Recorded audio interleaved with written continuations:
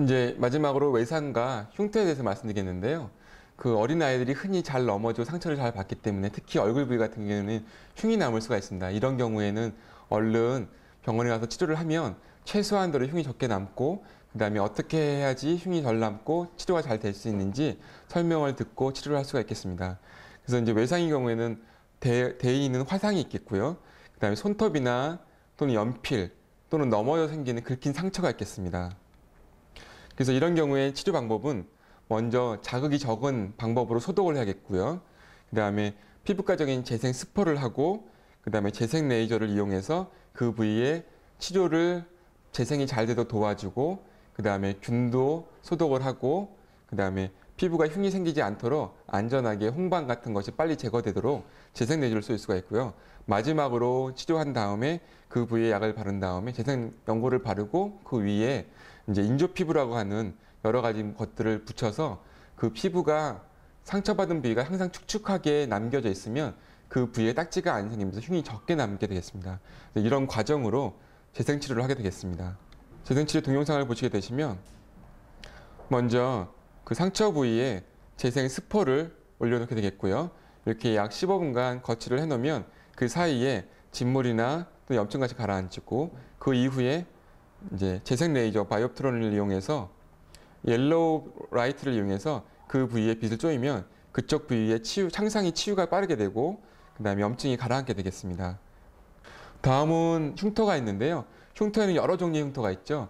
외상 문신이라 해서 우리가 어디 아스팔트나 이런 데서 넘어지게 되면 그런 흙이나 또는 먼지나 또는 타르 같은 게 들어가고 처음엔 잘 모르다가 그게 나중에 거무스름한 자국이 상처에 같이 거무스름하게 되어 있는 경우가 있는데요. 그건 흉이 아니라 이런 이물질이 들어가 있어서 그렇게 거무스름하게 보이는 경우거든요. 이런 경우를 외상 문신이라고 하고요. 그 다음에 화상 흉터, 그 다음에 수두가 앓은 후에 얼굴이 한두 개씩 커다랗게 수두 자국이 움푹 패인채 있게 되고요. 그 다음에 어디가 찢어져서 꼬맸을 경우에 봉합 흉터가 있게 되겠죠.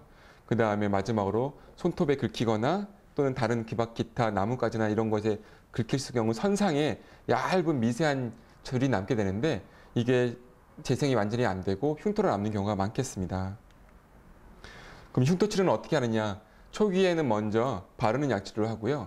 흉터가 만약에 파인 경우에 재생 치료를 해서 재생되는 연고를 쓰거나 또는 나중에 흉터 부위가 뿔쑥 튀어오르는 경우도 있는데요. 이런 경우에는 그 뿔쑥 튀어오르거나 빨간색을 가라앉히는 연고가 따로 있고요. 그 다음에 이런 경우에 흉터 주사를 맞으면 빠른 시간 내에 그 튀어올랐던 부위가 가라앉게 되겠습니다.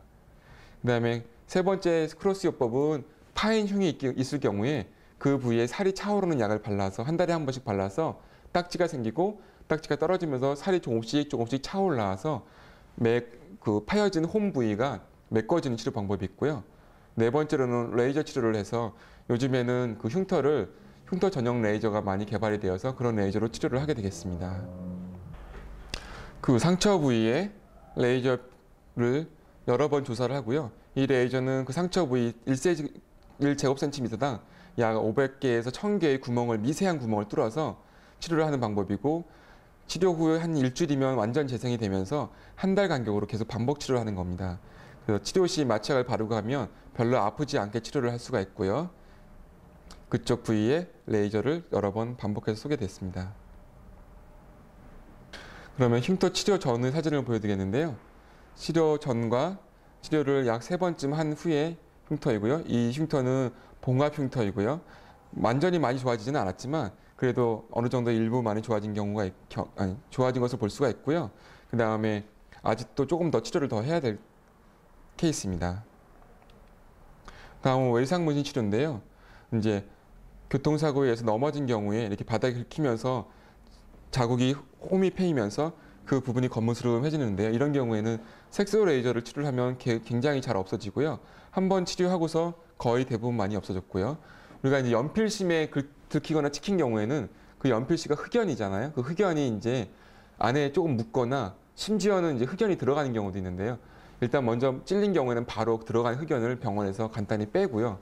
다 빼냈다 하더라도 일단 묻으면서 들어간 조직이 있기 때문에 그런 것들은 피부가 재생이 다 된 다음에 한 달 이후에 색소 레이저를 쏘면 그 이제 안에 들어있던 연필심이 분해가 되면서 치료가 되겠습니다.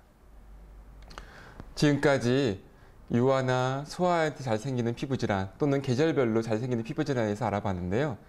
이제 오늘 들으신 얘기들을 잘 기억하셨다가 나중에 또는 현재 자녀들한테 문제가 생겼을 경우에 즉각 대처를 잘하고 올바른 방법으로 치료를 해서 건강하고 맑은 피부를 가꿀 수 있도록 여러분들이 많이 도와주시길 바라겠습니다. 감사합니다.